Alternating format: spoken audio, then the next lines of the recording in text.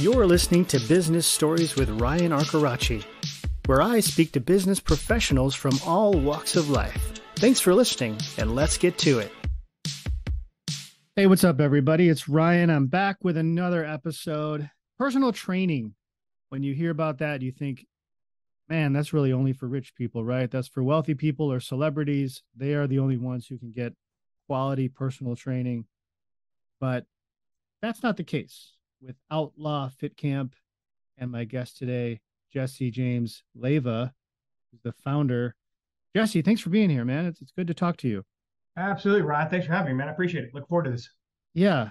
So, and I wouldn't say I'm a fitness buff, but I do try to work out as much as I can. Probably not enough, but I enjoy it, and I think it's important for everybody to be active and physically fit, especially nowadays where we're all just staring at screens all day. So let's talk about your journey, your background with this brand and your own personal journey with fitness. How did that start? Sure. I found fitness, years back, quite close to 28 years ago, just a young, thin guy that never had any muscle mass. And I found the means through, I got into bodybuilding, fell in love with the fact that I can manipulate how I look through what I ate and how I trained. Yeah. And I did that for a number of years, became a champion level bodybuilder in Texas. And I fell in love with that. I soon fell in love with personal training and went down that road and became very successful for the whole time I did it. Had a couple of gyms and again, fell in love with the passion of helping develop people kind of take things to the next level. And That's when it transitioned out of bodybuilding into lifestyle journey and weight loss. Right. Was there any catalyst for that within you? Like, was there a reason why you kind of took that path to start? Was it just like you just were tired of being like the skinny kid, or what was it? I think a mixture of both. I'm not the tallest guy in the world. I'm about 5'7", and probably really, really good looking, great personality. But of course, I was 135 pounds, so my girlfriends were heavier than me at the time. So I love the fact that I eventually got up to about 235 pounds of muscle and competed at 198, and I was just jacked. And I love that. I love the way it made me feel. No arrogance there, but it was just a feeling of, dude, I no matter what kind of car you have or how much money I have, when I walk into a place, I felt good and it showed. So I liked that badge of honor that I carried. And it was really all through, it wasn't like I was gifted with genetics. It was through conscious decisions and following a strategy and being diligent with the process. So that was the turning point for me. And it was cool that girls like my arms, So one of those stupid, shameless things there. Right. So you started, were you working at gyms, or did you start actually owning your own gyms before franchising? No, I worked in a couple gyms and I started personal training. And then I fell in a good position to where the local gym I was working at it for a number of years offered to sell it to me and a buddy of mine. And we had no clue what the hell we're doing. So we bought it. And that's where the journey transitioned. I quit my full-time job and I rolled into personal training full-time and running a gym. And we did it very well. And I started falling in love with that. And I think it was probably closer to 2008. I'd fast forward a couple, probably 10 years. I had a big box gym, about 45,000 square feet, and we were doing pretty good, but I just could not keep up at that time. That was right around 2006, 2007, with the LA Fitnesses and the 24s, and they all came into our town, and we were just undercapitalized, old building, and it was a bit crazy. So the fun thing happened was I went out of business and shut down. So in 2008, I started over again. I was like, you know what? Let's just do this and let's do what we did well. And that was personal training. We always did six figures doing well with personal training. We did that. And it blew up, man. It went from first year, 1,000 square feet. I grabbed a couple more spaces. And by the time 2008 hit, we were at 7,700 square feet, 4 spaces, doing 1.1 million a year, just personal training. Wow. And I felt, and then the direction changed from bodybuilding, bikini competition prep. It changed into weight loss, lifestyle, husbands and wives training, and we don't charge extra for them. Things like that, just a whole different direction. Yeah. So there's a lot of fitness gyms out there, and I think Tiffany joined. Tiffany, are you there? I think Tiffany joined the podcast too, but we can talk to her too. But yes, I'm here. Hi, how are you? Hi, good. So my question is, there's a lot of options out there for everybody. I mean, I live in Las Vegas and there's gyms all over. And I know it's the case probably in LA and Texas and New York and that too. But what do you think separates you from all the other options out there if someone's going to approach buying this franchise or just becoming a member? Yeah, that's easy. Before we did this, it was either big box gyms or the boutique fitness space really got hit hard, saturated, and it was all group fitness, and they all do a great job. They're cardio based, people burn calories. But one thing I noticed in 2013, before I started Outlaw in 14, was it was cramming as many people in a room as you can, 36, 42. And with the training background I had and just really having that focus on biomechanics, I was seeing a missing, I guess, piece, and that was the quality behind the movement. So, and then I also have the issue with what if a wife's going to a group fitness place and her husband's got 80 pounds to lose, high blood pressure, knee replacement, health really poor, but she's enjoying her place. What happens to him? Where does he go? Our place allows people to have both. We do group fitness, and then we have a separate area for personal training. 90% of our clients cross-reference both. They do both. They have membership for the group fitness and the personal training. They get a discount for doing that. But it became a place for no longer his place, her place, but it's their place. Yeah. And that's the differentiating factor there that we're doing that nobody else is really doing right now. That's interesting. So would you say, and with the approach, and I guess when you walk into your location, and I did look at some of your videos, I see it's, I mean, I don't want to, it's not huge, right? But it's not small either, but would you say it's more like an intimate sort of environment where it's one-on-one? Absolutely. Yeah, they're about 3,200 square feet. The headquarters is bigger because we're set up for training franchisees, conference rooms, so it's about 6,200 square feet. But the training space is about the same. We're a little bit larger with personal training space because we have like 250 clients here for personal training, so we're heavy there. But they're about 32 up to 3,500 square feet, and it keeps it right in that niche where you don't have to have much more than 4 employees, and you don't need to have 600 members to break even or do well. And that's what was nice, because you have both streams of revenue coming in. Group fitness under $200 a month, personal training capping at about $600 a month. You can get everything in that one location. And you can also, Ryan, if you have a daughter or son or a wife, you can bring them with you if you're personal training, and you don't have to pay extra. You can bring one extra guest with you for training. And the concept and the goal behind that is, how do we rid the world of childhood obesity? Because my sister battled obesity her whole life. You help mom and dad understand about nutrition and training. You get them off on the right track. It transcends down into the home. So 6 years ago, we started thinking, why are we charging extra, $35 extra for the person? Why not do it free? We won't make as much money, but we found out we retained the client for years because somebody wasn't getting jealous at home. And then they bragged about our brand.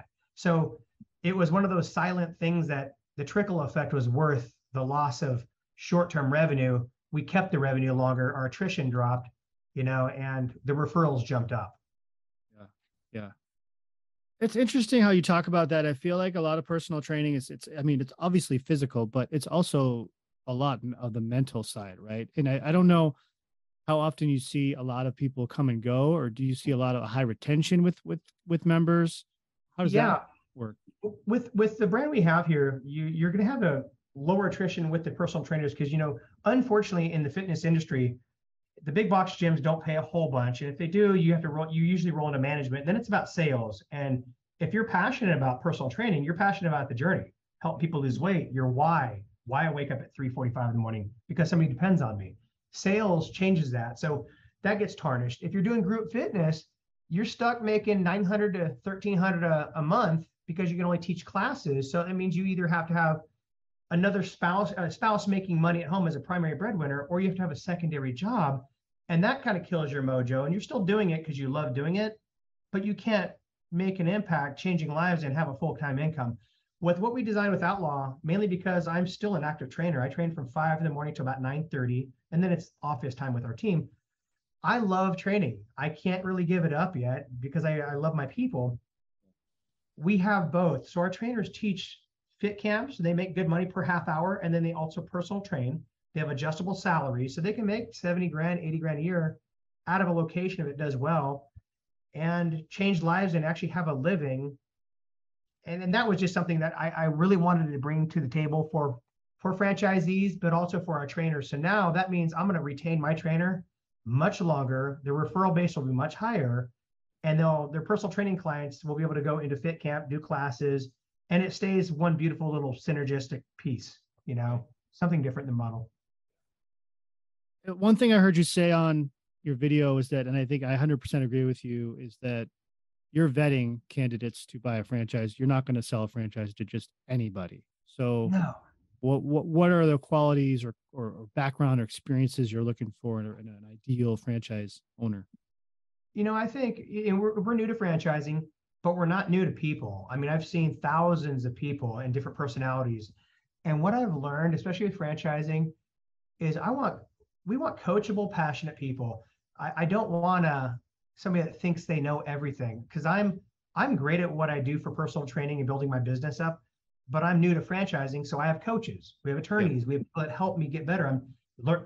Now I know you, and you're a good resource. So, I want people that are moldable, that are always looking for ongoing coaching, and that want to have an impact on people. Yeah. And I think that translates into them building a great team and building great leadership. Yeah, Jessie, just to add to that, that's an important piece. Sorry, I'm late, Ryan, but here I am. That's okay. I'm glad to be joining you today on the podcast. Yeah. But yeah, candidates is you don't have to be a fitness professional to be a franchisee. So, but you do have to be passionate about people and probably have some very strong leadership skills, because if you're not servicing the clients, you'll be leading a team. Yeah. So that's what we look for in a franchise candidate. Good. You've got how many locations currently now? We have 6 right now, and a 7th opening up in South Carolina. We're going out there next week to help him get ready to rock and open up. Okay, cool. So what are you learning? I mean, what have you learned with this? You're kind of you're an emerging brand, you're pretty new and you're growing. What are you learning about like what it is taking to be successful for a franchisee? Like, what would you sit down and tell a franchisee? Like, look, if you really want to be successful with the brand, here's what you're going to need to really stick with and understand. What would you say that is based on what you've learned? That's a good question. It's about community. It's really about community. Outlaw Fitcamp is very heavy on the fitness side. Of course, when we're servicing our members, we take that seriously and look for great quality people to hire. So having a good, keen understanding of people, understand who's going to service your clients. You can train skill, but hire character. We always push that. You want to have dedicated, loyal staff that is eager to build and grow with you. As a franchisee, understanding that you're giving the people that work for you, if you're not an owner operator yourself, an opportunity for a career, finding the right people, making connections in your community. That's word of mouth is huge. You could do digital all day long, but I really think a handshake these days and meeting people face to face is what's going to get people in the door. Whether it's the owner or training your team to do so, that is what will bring success. And just to piggyback off of our Little Elm location and our Flower Mound, our corporate locations are the longest standing locations in the system. We launched Little Elm in 2014. That's 7 years ago. And we still have some, we call them OGs. There are our members that started with us and they're still there today. Yeah. So not only attracting clients, but knowing how to retain them too. Yeah. And Jessie, you were talking about a little bit about technology too, and the technology you've adopted to help your members. Can you talk a little bit about what's going on there? Yeah, we've Tiffany's working pretty hard with our company. We launch it next month with our headquarters, and then roll off with franchisees going into the new year. But it's a performance app, and our current clients, we have an app you download, you book your classes. We have a little bit of engagement there, and it's nice. But the personal training we want to take to a new level. With our personal training, we do measurements in weight every single week. And a lot of people think that's a bit extreme when they're not used to this. Like, why every week? Well, you see great changes every single week if somebody's following their fuel plan, which they get from us, and they're training 3 days a week and doing their cardio and outside extracurricular activities. You see great massive change, 2 to 3 pounds a week and a 1/4 inch off of a waistline. I would hate to try to drive to Las Vegas to see you, and I've never driven there and not use a GPS. Right. We tell our trainers, you are people's GPS. The measurements are what kind of reroute you if you get off course, because your GPS reroutes if you make a wrong turn. Right. By doing this every week, I'd rather, because we don't have time to waste, because you can't get time back. So you get time and money being wasted if you're not performing and delivering. So I can measure, Ryan, hey, all right, it's been Friday. We weigh and measure you. You're 2 pounds down from last week. You lost a quarter inch off your waist. That's awesome. Let's keep doing this, Ryan. Great job. But if your weight's up 2 pounds and your waist went up or didn't move, I'm gonna say, Ryan, what's going on, dude? Listen, you gotta step it up, man. It's not about working out. You're making your workouts, but that leaves 3 things: your cardio, your workout, your diet. You've made all your workouts. There's 2 other things that are missing in these components. And now I can help you course correct, give you that little bit of extra knowledge. And then I set a goal for next week. Now, Ryan, listen, I'm going to measure you on Monday. This is Friday. On Monday, we're going to be down a half pound and a quarter inch off that waist, because I know you're going to go out, you're not going to drink this weekend, and you're going to bust your butt. Does that sound good? Right. Yeah. Sounds good. That's what we do. Definitely good accountability for the clients, but also a lot of support for the trainers too. So there's 2 sides of the performance app. A lot of support for the trainers. We're bringing this on as we grow the system. You know, when a franchisee launches, they have a dedicated head trainer that gets trained by the franchise. And the head trainer is the person that helps onboard new trainers. We have a certification program that everybody receives to be able to service clients, and then ongoing support from there will be through the app from the headquarters. So it's really robust. Then the clients also can data track, so they can sync up all their watches and, you know, share with their friends their progress, just making fitness fun again. That's one of the technology pieces that we offer, but we have a robust CRM that clients and locations can communicate, you know, via text message, email blasts. And we really care about bringing technology to our system that helps produce revenue or client experience and not, you know, equipment maintenance. Right.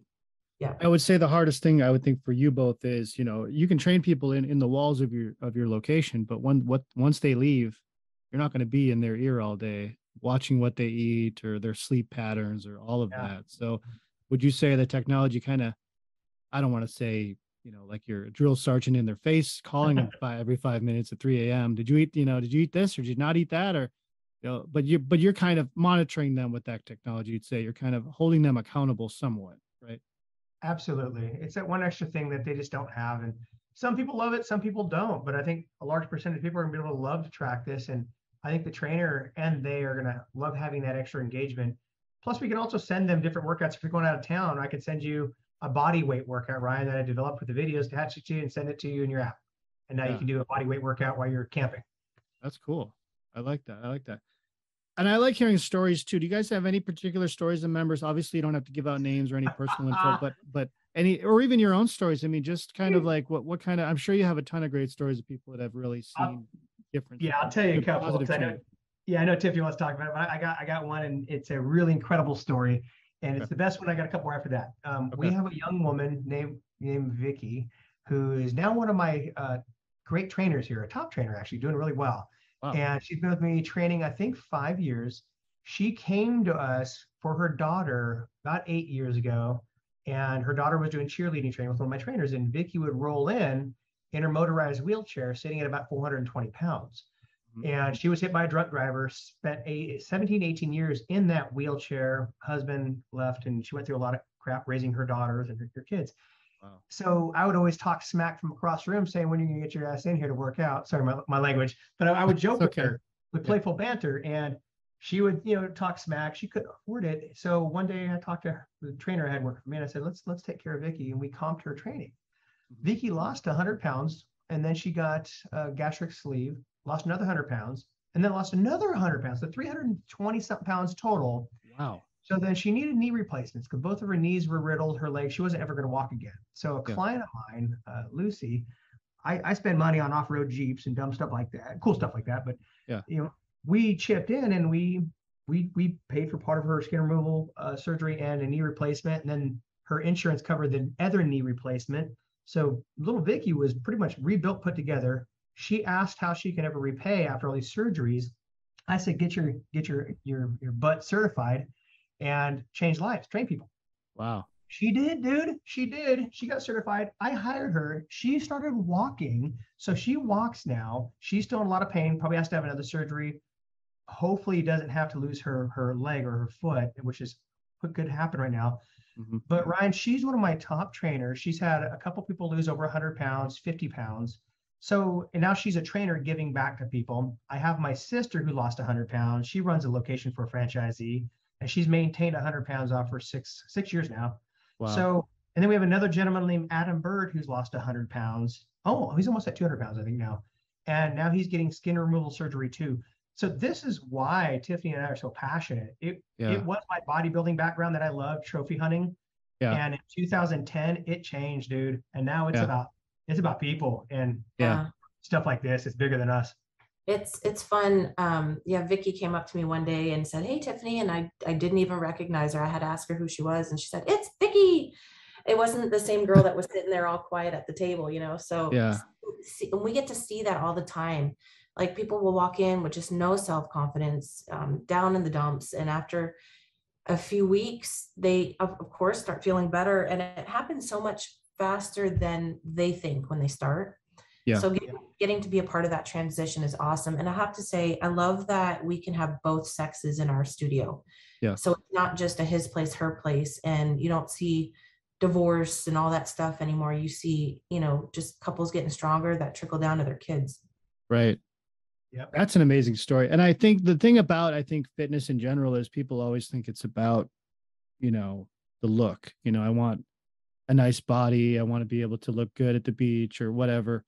But what it really is it's a mental thing. I mean, I think with like your story about Vicky, obviously, the accident got her down. She just let things go. And I think it was a mental struggle she was facing. And I think fitness and studies have shown that fitness does improve your mental state. Yes, absolutely. And I think that people neglect to understand how important it is to work out because it simply makes you feel mentally better. Right. Yeah. Yeah. And we really encourage with our training. Like we've had people ask, are you ever going to allow us to book online? Well, we don't like that because we don't want to be the place that you book and cancel, never get results. Like if you're going to do training, we're going to charge you our value and our worth because we expect you to be 100% committed to your results. And, schedule the appointment like you would schedule time with your boss. If it's 3 days a week at 8 to 8:30, that's when we want to see you. Of course, we have cancellation policies and we're flexible if you have to travel and stuff, but our goal is to make them commit and help them see it all the way through. Yeah. And I'd say just a quick thing, Ryan, that makes us, I would say, unique and special. It's our approach on how we look at things. Yeah, everybody has a great product. You can have cool lighting. You can have incredible monitors on the wall. Outlaw Fitcamp and the group fitness doesn't have mirrors. There's no monitors because it's about you competing against you. Now we have a stunning location. It's we call ourselves the Harley Davidson of fitness. We have concrete on the floor, open ceilings, very cool, beautiful tile walls. Our locations are stunning, but it's not about you against everybody else and how many calories you're burning and somebody else's. Everybody has different goals. So I want you to worry about you. And that's all that matters. The other thing is, you get one body, man. You get one chance. After high school, college, most people don't invest in any kind of education. And if they do, it's for their jobs and ongoing career. But nobody learns about their body. The one thing that you can't trade in when the mileage gets too high, when it starts breaking down. Right. So we really push to educate our clients through understanding their fuel plan, even down to the content that comes out of their mouth. We train our trainers to catch. If Ryan keeps saying, "Hey, dude, I'm not a morning person," well, dude, you're never going to be one. If you keep saying you're not. So how about from here on out, at 5 o'clock, you're a morning person, dude. You love working out. Yeah. So we go that extra mile with psychology and stuff. Yeah. No, I love that because I have to work. Like I have to work out in the morning too, because I feel like it's what jumpstarts my day. If I have a day where I don't work out, there's just a lull there. Like I don't feel 100%. Yeah. Right. Yeah. And that ties back to the mental aspect of fitness is creating a routine. You have to carve that time out for yourself. And then it trickles the rest of your day down to like the times that you eat. A lot of people we notice actually don't get enough fuel in their day. Like most people they're sedentary and they eat once or twice a day. Well, that does nothing for your metabolism. So really it's huge. And then all the way down to how you sleep. Yeah. Which I think most people I think we all don't get enough sleep, period. I think most of us, especially working, family, everything. It's hard to get the adequate sleep. So, well, Jessie, Tiffany, it's been a really good conversation and I love what you're doing. I think you are out there making an impact in the world. And I think it's, the world needs people like you to get people back up off their butts and working out, feeling better, There's so many people that need it. So if someone's interested in buying, a franchise or has questions about the brand, how can they reach out to you? What's the best way? Yeah. I would say go to ofcfranchise.com, and that takes you directly to our franchise website. You could read about, all the stats on applying and get the discovery started. Our brand site is outlawfitcamp.com. You can see all the locations of that there, our why, more about the brand there. And then you can follow us on social media and LinkedIn. Great. Are you guys doing like TikTok or Instagram? Are you doing any videos of the classes or workouts or anything there? We are just getting started on TikTok. Okay. Yeah. Okay. And do we share our classes? We do trainer tips and a lot of, mental work. We have some great blogs. Honestly, if you go to outlawfitcamp.com, scroll to the bottom, you'll get answers to any blog you want. Okay. We provide recipes, everything. Okay. One last question I got to ask you, because I'm really curious about this one. The whole Outlaw brand thing. Is there something that you guys aren't telling us that happened? I'm just curious. I'm curious about the Outlaw name. Like, where does that come from? I'm just curious. Well, we had Jessie James Fit. That's been a thing, right? Because of Jessie. Yeah. But we knew, obviously, if we wanted to scale nationwide, we probably didn't want Jessie's name attached to every building, because we wanted our franchisees to feel a piece of ownership, right? And so we had the concept, but we didn't have the name, and we were looking everywhere, and we found an old bank that was empty. And Jessie and I looked at each other, and there's a big, huge vault there, and we're like, well, what the heck are we going to do with this vault? And I'm trying to think of some crazy, awesome ideas, like maybe when people lose 20 pounds, they can go to the vault and get a prize, or all these ideas. And we were sitting in the car and looked at each other and thought, what about Outlaw? Yeah. And it actually started as Outlaw Boot Camp, I'll be honest. And we'd go to parties and people would say, oh yeah, I've been out, a boot camp, and they're comparing us to what they've experienced in the parking lot. And we were so frustrated about that. And we actually had an Outlaw Fit Camp. We were beta testing something. I'm not going to explain much more on that because it didn't pass the beta. So, but we did keep the name. So we changed it to Outlaw Fit Camp. Outlaws being our members. There's so many stereotypes and myths with fitness. Our goal is to help women become stronger. There's nothing wrong with women putting muscle on. It's healthy for your bones, right? And there was such a taboo about having muscle as a woman. We think out of the box with fitness. We adapt all modalities and styles. So we're breaking the law of conventional fitness, and outlaws are our members. And then Fit Camp stands for functional interval training. It's in a group setting. So that's how Outlaw Fit Camp came to be. Oh, I like that. I like it because it is kind of it's your own path. It's not the mainstream path that most people think about fitness, and I like Absolutely. That. So that's good.